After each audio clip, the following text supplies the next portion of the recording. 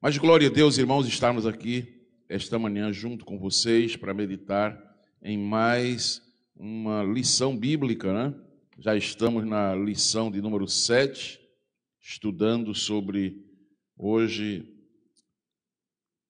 povo de Deus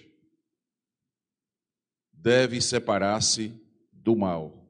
Os irmãos podem tomar assento, já foi feita a oração.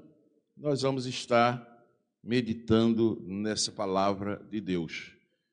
Eu fiquei pensando sobre esse tema no momento da reconstrução, presbítero Carlos Jorge. Porque normalmente, em período de reconstrução, de recomeço, a nossa ideia é aproveitar todo mundo que chega para ajudar. É assim ou não é? E eu fiquei pensando como o nosso Deus, ele é seletista, como o nosso Deus é cuidadoso, como ele sempre está nos ensinando lições. O povo estava sendo repatriado, estava voltando para a sua terra, o altar já tinha sido restaurado, o templo estava sendo construído, os muros estavam em conclusão, a cidade que precisava ser reconstruída. E num momento como esse de reconstrução, de recomeço, normalmente quem chega dizendo eu quero ajudar, você diz glória a Deus, chegou mais um, né? Chegou mais um para ajudar. Mas como a palavra de Deus sempre está a nos ensinar, Zorobabel, que era o governador, Jesua, que era o sumo sacerdote, Esdras, que era o escriba, o intérprete da lei, registra-nos aqui um fato que serve para toda a nossa vida cristã. Quando eles estão na reconstrução, chega um grupo de pessoas, samaritanos, estrangeiros, pagãos, idólatras. Chega aquele povo todo querendo se unir com o povo de Deus e dizer, nós vamos também ajudar vocês na reconstrução. Mas a reconstrução não era de qualquer obra, era a reconstrução da cidade de Deus, era a reconstrução da casa do Senhor, era a reconstrução da obra do Deus Todo-Poderoso. E aí nem todo mundo pode participar desta obra. Amém, meus irmãos? Esta obra é de um Deus tremendo, um Deus glorioso. E a Bíblia diz que só de uma vez 652 foram mandados embora. Porque os nomes não estavam escritos no livro da genealogia. Eles chegavam e Esdras e os demais chefes tinham lá o livro da genealogia, o livro das famílias, livro de quem pertencia ao povo de Deus. E aí ia procurando. Seu nome não está aqui, você não pode trabalhar. Você não pode fazer parte desta obra. Você não pode reconstruir. E ia colocando de lado. E assim, meus irmãos, foi feita uma seleção. E daí veio o tema, o povo de Deus deve separar-se do mal. Lá na frente é que nós vamos entender por que esse cuidado de Deus.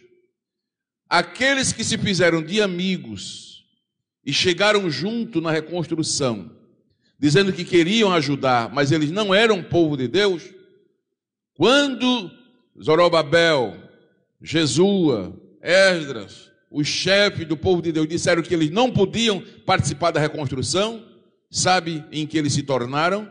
Inimigos da obra de Deus. Então eles nunca foram amigos. Eles queriam se fazer de amigos. Eles não vinham com o propósito de ajudar. Eles vinham fingidos, não é? De amigos, de ajudadores, mas o objetivo deles era prejudicar a obra do Senhor. Então, meus amados, nós temos muitas lições para aprender com a lição de hoje. Os filhos de Judá tiveram que tomar sérias decisões para não ser absolvido pela cultura do povo que ocupava aquelas redondezas ali de Jerusalém. Eles estavam próximos, tinham a sua cultura, tinham a sua forma de vida, e o povo de Deus está aí, repatriado, voltando, precisando recomeçar. Então a gente tem que levar em consideração aqui o meio usado pelos líderes judaicos para comprovar a filiação dos repatriados. Olha, a gente precisa de todos vocês. A obra é grande, a obra é exausta, a obra requer trabalhadores, mas a gente precisa saber se você tem o nome escrito no livro das genealogias.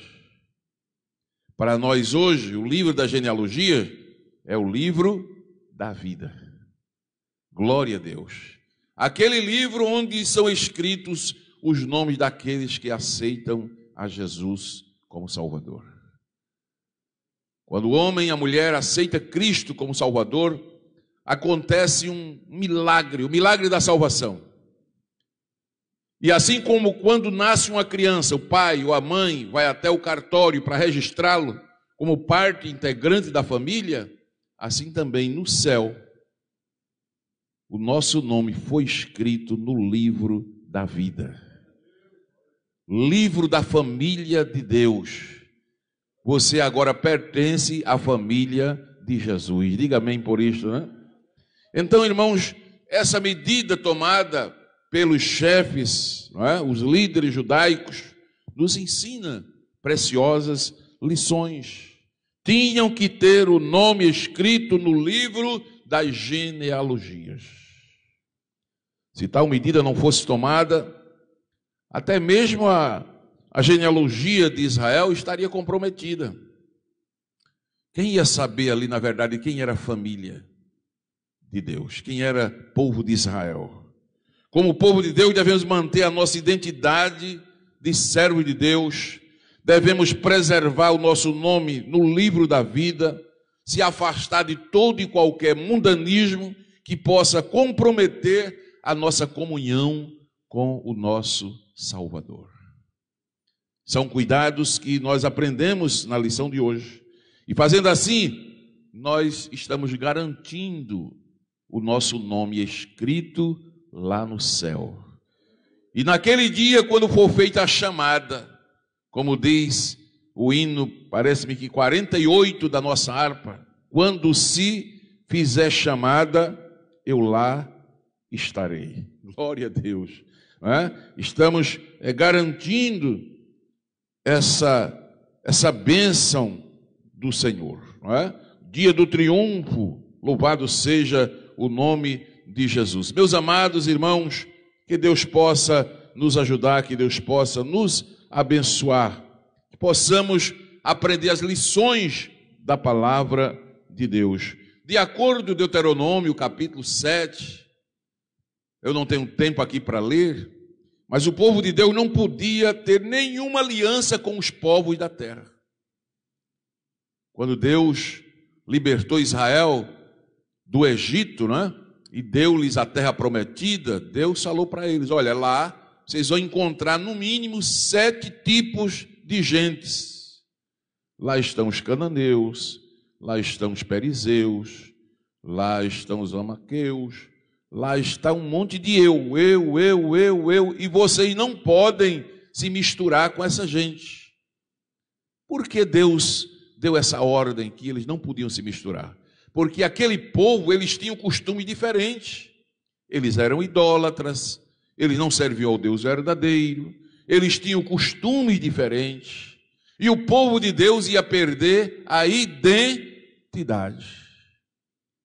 E o que mais Deus quer, irmãos, que nós preservemos é a nossa identidade de povo de Deus. Por que é que eu achei importante essa lição quando meditava durante a semana? Porque os irmãos sabem, nos nossos dias, que são os últimos dias que nós estamos vivendo na terra, uma das coisas que tem desaparecido do meio do povo de Deus é essa identidade. Vamos falar a verdade.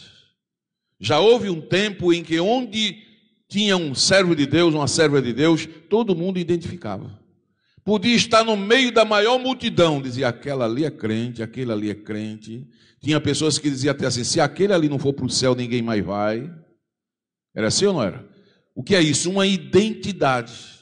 Pastor, isso desapareceu? Não, ainda existe, porém numa proporção menor. Mas eu mesmo já ouvi várias vezes, em alguns lugares, e as pessoas chegar e perguntar, o senhor é crente? Por que eles perguntam isso? Por causa da identidade. Então Deus sempre quis preservar essa identidade do seu povo. Há um outro hino na harpa que diz, o povo de Deus aqui na terra tem um sinal. Então a lição de hoje vem nos falar disso. O povo de Deus deve separar-se do mal. Por quê? Para manter a sua identidade. Glória a Deus. Então, só judeus legítimos podiam participar da reconstrução de Jerusalém. Só judeus legítimos podiam participar da reconstrução da obra. Veja que a gente vai aprendendo lições, né? Para ser judeu legítimo, tinha que provar a sua descendência. Para ser judeu legítimo, tinha que provar o seu nome no livro da genealogia. Tinha que guardar a santidade, né? Tinha que viver separado dos povos, não podia se misturar com aquela gente, tinha que viver um tipo de vida diferenciado, e aí podia fazer parte da reconstrução de Jerusalém. Os irmãos estão entendendo? Amém? Glória a Deus. Então somente os judeus legítimos, os judeus retornariam a Judá. Eles estavam voltando. Era um período de repatriação. Eles estavam sendo repatriados. Observe que parece muito com os nossos dias, não é? Eu estou observando que a igreja, de uma forma geral, não só aqui, mas no mundo inteiro, depois dessa pandemia, depois desse período de isolamento social, o povo se espalhou, saiu todo mundo, aí agora está voltando. Mas estão voltando como repatriados, como um povo que estava disperso, como um povo que estava distante. E glória a Deus que uns estão voltando, outros a gente sabe das dificuldades que tem, outros não estão voltando, não é? Mas outros que não eram estão chegando. Glória a Deus. E a gente vai observando tudo isso, não é? Tudo isso vai observando. E na reconstrução, nesse recomeço, é importante essa lição para dizer aos que estão chegando que, em primeiro lugar, que nós temos que observar é se o seu nome está escrito no livro da vida. Não estamos aqui buscando defeitos de A, nem defeitos de B, nem de quem gostamos ou não gostamos. Não é isso. Não é isso. É se você aceitou Jesus como seu Salvador, recebeu o milagre da salvação na sua vida, recebeu o perdão dos seus pecados e o direito de ser chamado filho de Deus. Se é filho de Deus, venha de onde vier, é bem-vindo. Se é filho de Deus, se alguém gostar, se não gostar, mas o seu nome está escrito no livro da vida. Então, meus amados irmãos, é com esse que a obra vai ser feita, é com esses, não é? É com esses que a obra de Deus vai prosseguir. Não podemos estar preocupados em quantidades. Temos que se preocupar com a qualidade. Não é quantidade, é qualidade. Eu imagino, numa hora de reconstrução, se eu estou fazendo uma obra, uma construção, não era só um prédio, era uma cidade que estava sendo restaurada. E chega 652 pessoas de uma vez, dizendo, eu quero fazer parte, eu quero ajudar aí na construção. Naturalmente, qual era a nossa posição? Seja bem-vindo. Pega aí uma marreta, uma picareta, pega aí uma caçamba, pega uma carroça, vamos nos ajudar. Chegou para trabalhar, vamos trabalhar. Mas o Senhor, Ele é cuidadoso em nos ensinar lições. O que é que o Senhor está dizendo aqui? Primeiro, procure ver se esse ou essa tem o nome escrito no livro da vida. Glória a Deus. Para uma pessoa ser considerada apta para fazer parte do grupo que iria transferir-se para Jerusalém, tinha que fazer parte da linhagem. Tinha que o nome estar escrito, tinha que provar se realmente era israelita. Olha, irmão, que negócio. Deus não aceita mistura do seu povo com o povo do mundo. Deus não aceita. Não pode haver comunhão das trevas com a luz. Está escrito. Não há comunhão entre as trevas e a luz. Não há consenso entre o templo de Deus e os ídolos. Não há. Não vos prendais a um jugo desigual. Glória a Deus.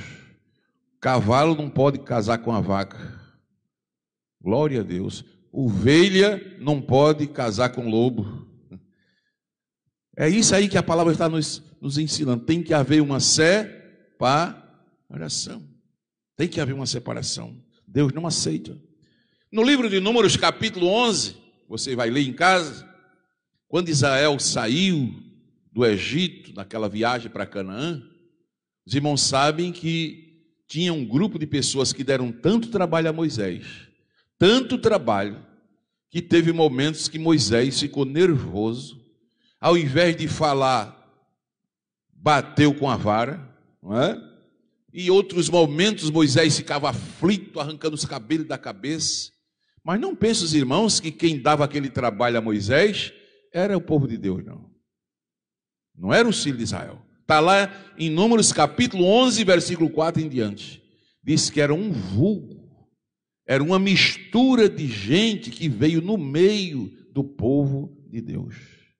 E aquela mistura é que murmuravam de dia e de noite. Se faltava água, culpa de Moisés. Se faltava pão, o culpado é Moisés. Se o deserto está quente, o culpado é Moisés. Falavam de Moisés, falavam contra Deus, reclamavam da comida.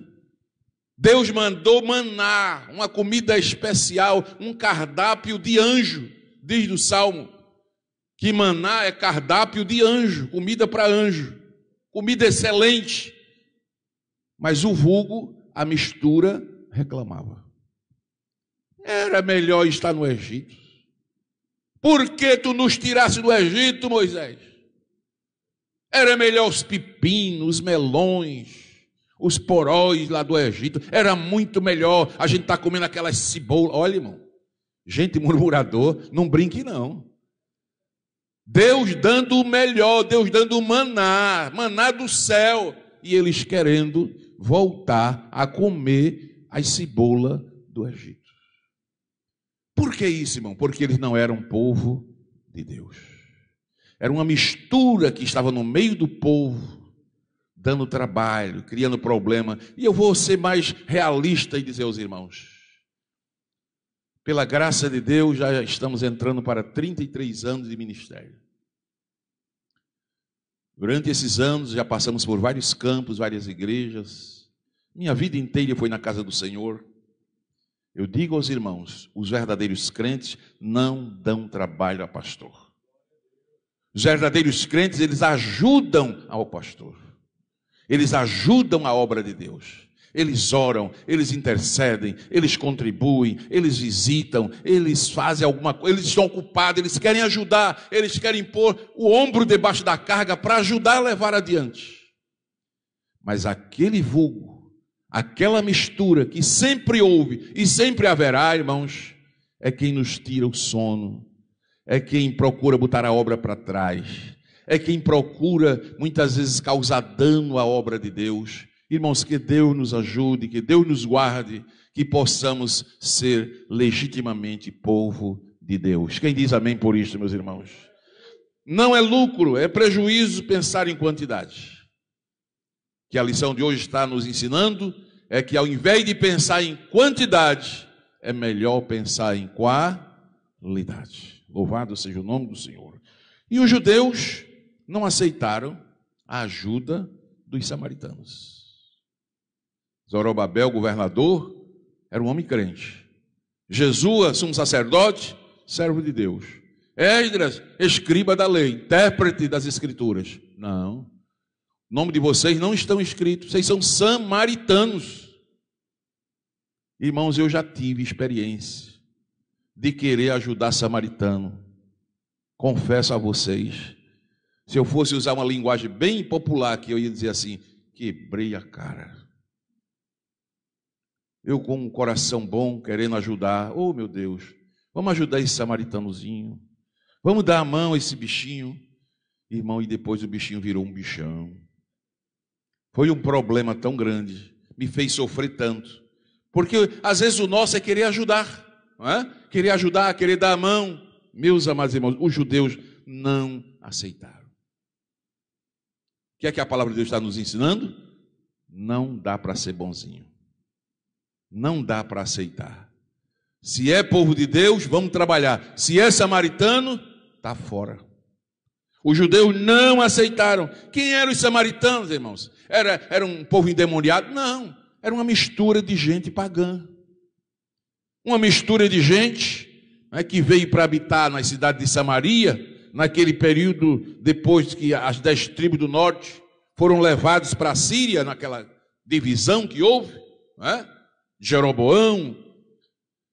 Pois bem, quando as 10 tribos saíram, aí veio uma mistura de gente e ocuparam aquela cidade ali. Agora, no meio daquele povo, eram pessoas idólatras, eram pessoas que não conheciam a Deus, eram pessoas que não amavam o povo de Deus, eram pessoas que não tinham o menor desejo de ver a obra de Deus avançar.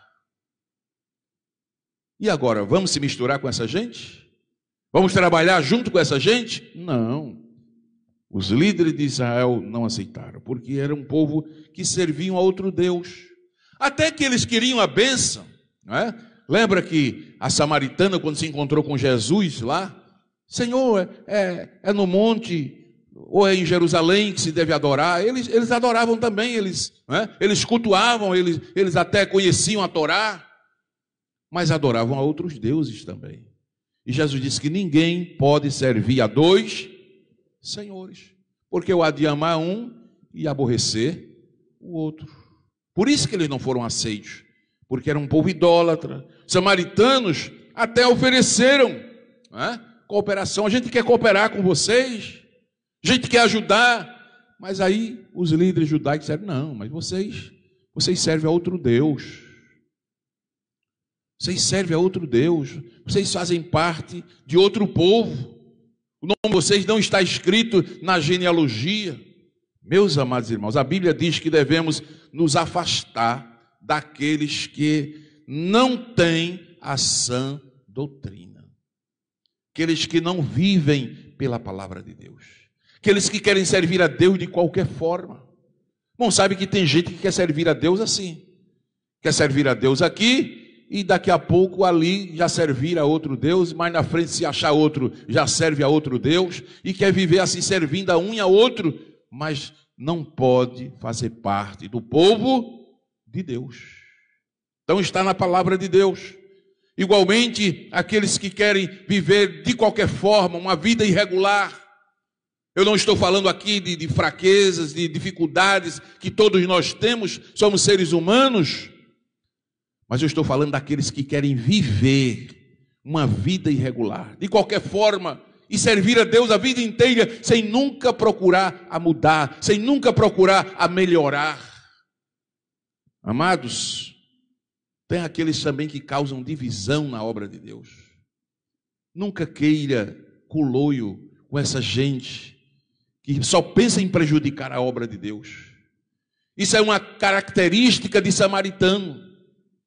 Tudo no mundo é dividir, é ficar separado, é dividir grupo. Onde ele chega, causa uma divisão, causa uma polêmica, causa uma contenda. Pessoas assim, o verdadeiro servo de Deus, ele já sabe. Esse irmão, essa irmã não tem característica de um verdadeiro filho de Deus. Isso é samaritano. E samaritano não pode fazer parte da obra de Deus. Agora, os samaritanos até procuraram se aparentar. Né? Teve deles, irmãos, que foi tão astuto que quis casar com os filhos de Deus. Eu vou casar com a filha do sacerdote, vou casar com a filha daquele outro servo de Deus lá. Aí tu entra na família, daqui a pouco a gente é cunhado, é sogro, é sogra, é nora, e está tudo na família, e aí a gente entra na obra.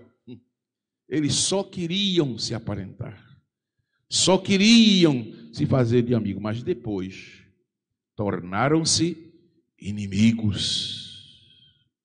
Inimigos terríveis. O samaritano, o que eles queriam era gozar de prestígio. Eles não queriam ajudar na obra. Eles queriam posição. Eles queriam prestígio. Eles queriam ser honrados. Quando não conseguiram, irmão, se levantaram contra a obra. Essa obra não vai. Essa obra não vai, se depender de mim não vai, vamos botar para trás, vamos armar aqui armadilha para derrubar os líderes, vamos fazer de tudo para parar, não vai, tornaram-se verdadeiros gigantes para a obra do Senhor. Em Esdras capítulo 5, versículo 62, está escrito, está na lição, todo segredo parte desse princípio. Qual a primeira característica, pastor, que deve ser vista, que deve ser olhada? Quando uma pessoa chega para cooperar na obra do Senhor. Ah, pastor, eu quero fazer parte da visita. Eu quero fazer parte do ciclo de oração. Eu quero fazer parte da evangelização. Eu quero cooperar nesta obra. Qual é a primeira característica a ser olhada? Ah, pastor, o currículo. Veja o currículo dessa pessoa. Não é o currículo. Ah, pastor, veja se é uma pessoa que fala bem. Não é o falar bem. Veja se é uma pessoa bonita. Também não é beleza física. Veja se tem carro. Também não é carro. Qual é a primeira característica, pastor, que deve ser olhada? Está lá. Esdras 5:62. Estes... Digam comigo, estes buscaram o seu registro entre os que estavam registrados nas genealogias, mas não se acharam nelas. Pelo que por imundos foram rejeitados do sacerdócio. Qual é a primeira característica? Ter o nome escrito na genealogia. Quem dá glória a Deus aqui essa manhã por ter o seu nome escrito no livro da vida, meus irmãos? O nome escrito no livro das genealogias. São Lucas capítulo 10, versículo 17 a 20. Jesus manda 72 discípulos evangelizarem. Quando eles voltam radiantes. Senhor, em teu nome até os demônios se nos sujeitaram. A gente dizia, sai demônio, e eles iam embora. As doenças, a gente mandava embora e os doentes eram curados. Senhor, foi uma evangelização tremenda, foi uma coisa gloriosa. Jesus primeiro advertiu-os com uma coisa, disse, olha, quantos vocês estavam fazendo a obra, eu vi daqui. Eu não estava lá não, mas eu vi daqui Satanás caindo do céu como um raio. O que é que Jesus disse? Enquanto vocês faziam lá a obra, vocês não viram o que eu vi, mas Satanás estava endemoniado. Satanás estava irado, Satanás estava irado, estava como um raio querendo destruir vocês. Só que quando ele cai como raio, Jesus é o nosso para-raio. Jesus nos guarda, nos protege do raio de Satanás. Aleluia. Mas Jesus disse para eles, olha, eu vou dar poder a vocês para pisar serpentes, escorpiões, toda a força do maligno. Mas eu quero dizer uma coisa a vocês. São Lucas 10 e 20. Não se alegre só por isso, não. Isso é muito bom. Isso é muito salutar. Expulsar demônios. curar os enfermos. Isso é maravilhoso. Mas não se alegre só por isso, não. Alegrai-vos antes, por estarem os vossos nomes escritos no céu. Aleluia! Louvado seja o nome do Senhor. Se essa manhã você está passando por dificuldades, por lutas, meu irmão, tem um motivo para você ser alegre. Seu nome está escrito no livro da vida. Você faz parte da família de Deus. Oh, louvado seja o nome do Senhor. Filipenses capítulo 4, versículo 3. O apóstolo Paulo está descrevendo seus cooperadores, uma lista de cooperadores na igreja de Filipos. E Paulo disse: olha, sim, peço a você, leal companheiro de jugo, de carga, que as ajude a Síntica. Tinham as mulheres lá na igreja, tinham problemas de relacionamento. Paulo disse: ajude essas mulheres. Mas eu quero também lembrar a vocês que elas lutaram ao meu lado na causa do Evangelho. Glória a Deus. Que tem pessoas que são difíceis de relacionamento, mas nem por isso é porque não são crentes, irmãos. É porque tem dificuldade. Eu, durante esses anos todos, estudando, convivendo, eu já convivi com muitas pessoas.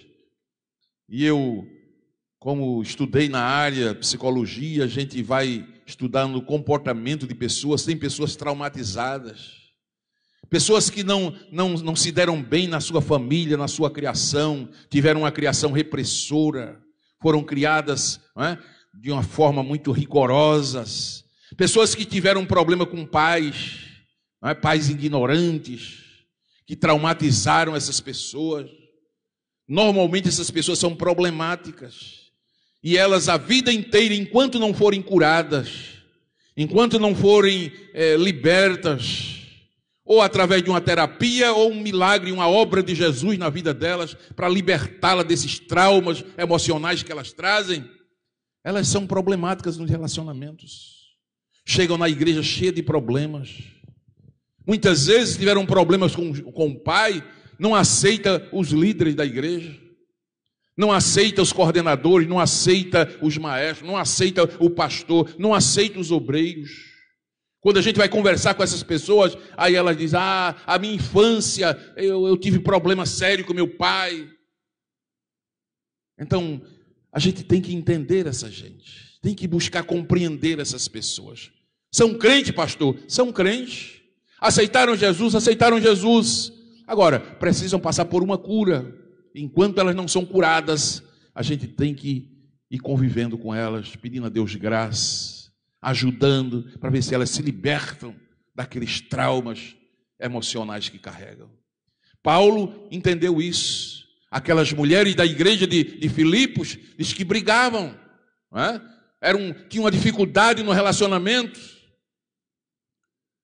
Mas Paulo disse: mas elas cooperaram comigo na obra do Evangelho. Eu entendi o problema delas, era um problema de relacionamento. Disse: olha, tem lá também Clemente, tem lá os meus cooperadores. Olha o que é que Paulo vai dizer no versículo 4. E meus cooperadores, uma coisa que eu garanto a vocês, o nome deles estão escritos no livro da vida. Que coisa linda um pastor olhar para os seus cooperadores e dizer isso: olha, eu tenho lá um grupo de cooperadores, tem problemas? Tem dificuldade? Tem, mas o nome deles, eu tenho certeza, está escrito no livro da vida. Aleluia, louvado seja o nome do Senhor. Então, amados irmãos, é o que nós estamos aprendendo nessa manhã, nessa lição tão maravilhosa. Mas há uma segunda parte dessa lição que vai nos chamar a atenção, porque o povo de Deus separasse. Deus exige santidade do seu povo. Aqui agora vai apertar um pouco mais, porque Deus quer que o seu povo se separe, porque é uma exigência dele. Deus não tem santidade, Deus é santidade. Deus é santo, absolutamente santo. Se nós podemos ser chamados de santos, é relativamente. O que eu tenho de bom em mim, é porque tenho de Deus em mim. Mas Deus não, Deus é absolutamente santo, separado do mal. Amém. Glória a Deus. O povo está voltando do cativeiro, chega na terra, encontra aquela multidão de samaritanos, de estrangeiros, de idólatras, de pessoas que não pertenciam ao povo de Deus, estão na terra. E agora? Como conviver com elas? Expulsar? Matar? Colocar para fora? Nem sempre se consegue fazer isso. Vamos aprender a conviver.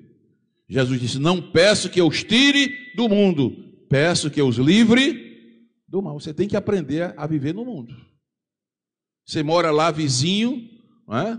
De você, tem inimigos da obra de Deus, tem pessoas que não querem nem saber do evangelho, mas você está lá.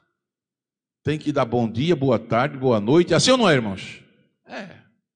Então conviver. Agora, Israel tinha que viver separado dessa gente, separado do mal, separado.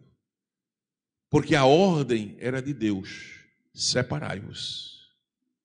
Sede santo, porque eu sou santo. Quando Israel ia na viagem para Deus operar maravilhas, já disse lá através de Josué 3:5, santificai-vos, porque amanhã o Senhor fará o quê? Maravilhas no meio de vós. Deus sempre exigiu santidade do seu povo. Glória a Deus, bendito seja o nome do Senhor. Santidade e esperança são duas coisas que não podem faltar ao crente. Santidade e esperança. Diga comigo só para gravar: santidade e esperança. São duas palavras que definem o povo de Deus para estes últimos dias: santidade e esperança. Esperança vem de uma palavra grega, elpsat, é uma forma verbal de elpis. Elpis era o que os gregos chamavam uma esperança futura, não é? A pessoa tinha uma fé confiante, alvissareira, de que algo bom ia lhe acontecer, sempre aquele sentimento: algo bom vai me acontecer. Veja que quando a pessoa perde a esperança, é porque ela já perdeu a fé. Se ela perdeu a fé e a esperança, perde o amor. E aí essa pessoa, ela não tem mais aquela expectativa favorável e confiante. Ela só pensa no mal. Não, isso não vai mudar, nunca vai melhorar, a minha vida é assim mesmo, sempre vai ser de mal a pior, porque perdeu a fé, a esperança e o amor. Mas o crente em Jesus, especialmente nesses últimos dias, ele tem que ter essa esperança, essa expectativa confiante, favorável, que sempre vai dar certo. Diga amém. Vai dar certo, vai acontecer, Deus vai fazer, o milagre vai chegar na minha casa. Crente nesses últimos dias, ele só consegue vencer se ele tiver sempre essa esperança. Esperança. Elpsat é um imperativo aurístico que estabelece o resumo do curso que os cristãos devem seguir. É como um rio que tem um curso. Esse rio é o rio da esperança. Você não saia desse curso, não perca a sua esperança. Sempre esteja com esta confiança, com essa expectativa favorável e confiante de que vai dar tudo certo. Glória ao nome do Senhor. Em vista de nossa identidade como cristão, nós somos os eleitos de Deus, mas quem está me acompanhando aqui nas sexta-feiras está aprendendo. Apesar de eleitos de Deus, mas nós somos o que, irmão, neste mundo? Estrangeiros, peregrinos, estamos dispersos. Nossa pátria não é aqui, nossa pátria está nos céus. Quem dá glória a Deus por isso, irmãos? Dessa maneira, nossas esperanças, nossas expectativas devem estar concentradas em nada deste mundo. Nada deste mundo deve prender o crente. Riqueza, fama, aceitação, sobrevivência, tudo isso é necessário. Tudo isso é importante. Mas nada se compara com a glória que em nós vai ser revelada. Então não perca a sua esperança. Glória a Deus. Se você colocar a sua esperança em Cristo, Ele não decepciona. Glória a Deus. Glória a Deus. Mas em segundo lugar, nós temos aqui a santidade. Santidade. Santidade, que a palavra de Deus está nos falando aqui, é exatamente pureza moral. Pureza moral. É aquela pessoa que coloca no seu coração: eu vou me separar do mundo. Eu vou me separar do pecado para viver para Deus. É essa santidade que a palavra de Deus está falando aqui. É uma atitude. Fixar a nossa esperança na graça de Deus e nos separar de tudo aquilo que nos afasta do nosso Deus. Isso é santidade. Pastor, santidade, ela é momentânea ou é progressiva?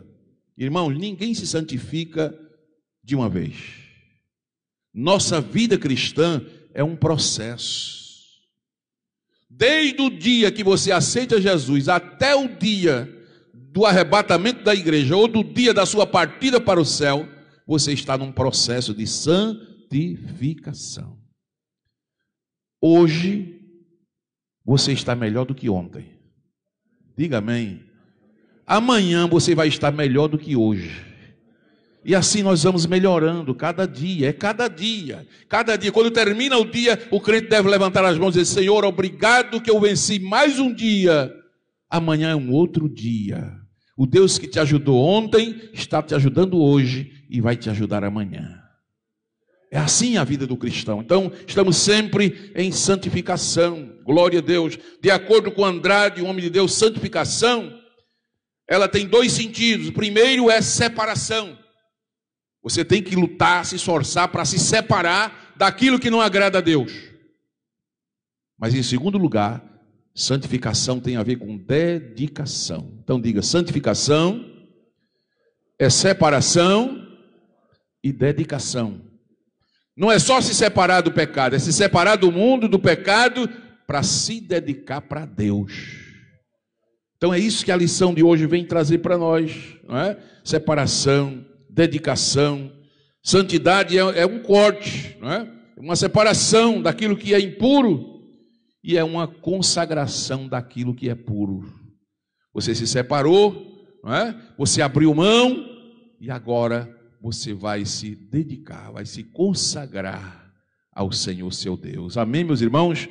Isto é maravilhoso, não é? Louvado seja Deus. Viver em santidade é uma necessidade para quem quer viver separado da corrupção do pecado e deseja viver único e exclusivamente para Deus. É uma necessidade. Santidade é uma ordem divina.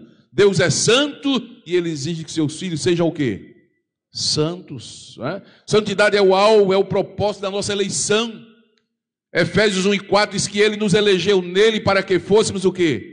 Santo. Ele nos elegeu para que fôssemos santos. Você foi eleito, foi escolhido para ser santo. Louvado seja o nome do Senhor para sempre. Deus tem seus propósitos nas nossas vidas. Glória a Deus. Santidade e separação é a mesma coisa. Quando Deus deseja usar alguma pessoa em sua obra, quando Deus deseja que algum objeto seja usado na sua casa, a primeira coisa que Deus exige é santificação, separação, consagração. Por isso que nada pode ser usado na casa de Deus sem ser dedicado a Deus. O microfone que a gente compra tem que orar e dizer: Senhor, é teu, é da tua obra, consagra, separa, é para teu uso. Instrumentos na casa de Deus. Eu já tive problemas em alguns lugares, Diácono Arizando, e às vezes os músicos da banda querer tocar na banda da igreja e tocar no carnaval. Ou alugar os instrumentos da igreja para tocar. Eu digo: não pode. Se foi consagrado ao Senhor, só pode ser usado na obra do Senhor.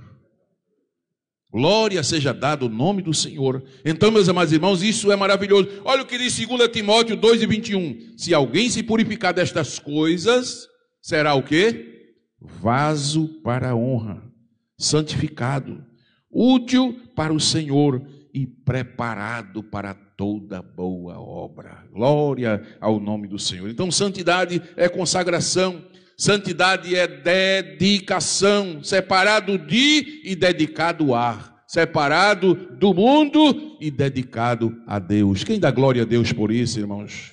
É o que nós estamos aprendendo na lição de hoje, não é? Segundo aos Coríntios 7:1, olha o que diz para nós. Diz: amados, visto que temos essas promessas, quem tem promessa de Deus aqui essa manhã? Visto que temos essas promessas, purifiquemo-nos de tudo que contamina o corpo e o espírito, aperfeiçoando a santidade no temor de Deus. O que é que eu acabei de dizer para os irmãos? A santidade é um aperfeiçoamento. É isso que muitas pessoas não entendem. Santidade não é de um dia para outro, não é de uma vez.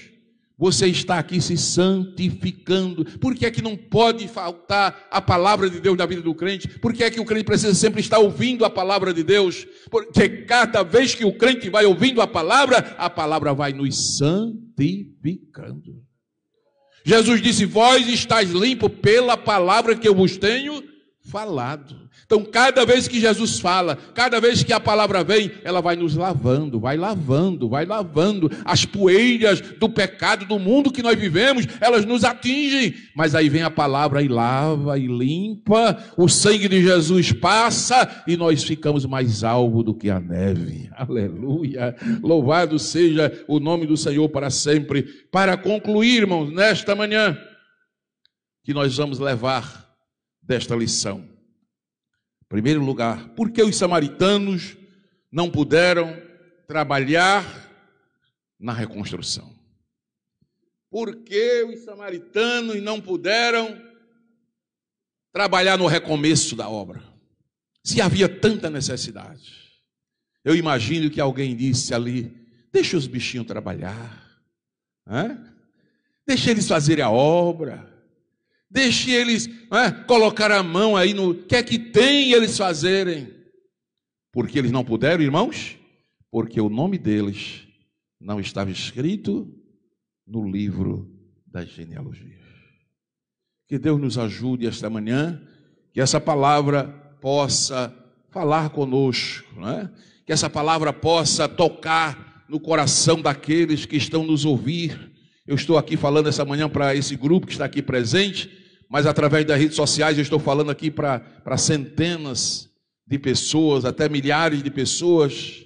Nós já chegamos a ter numa escola dominical aqui 3.500 alunos em uma só manhã, através das redes sociais. Diga glória a Deus por isso. E eu sei que há pessoas que me ouvem essa manhã que ainda não têm o seu nome escrito no livro da vida. Mas eu quero dizer para essas pessoas: só depende de você. Jesus está de braços abertos. Ele quer lhe receber esta manhã. Ele quer que você o aceite como Senhor e Salvador da sua vida. E na hora que você abrir seu coração, independente dos seus pecados, daquilo que você praticou, daquilo que você é, quem você é, para Jesus isso não interessa. Ele quer que você o aceite como Salvador. Ele vai lhe perdoar, Ele vai lhe lavar, Ele vai lhe purificar, Ele vai lhe santificar, e o seu nome vai ser escrito lá nos céus.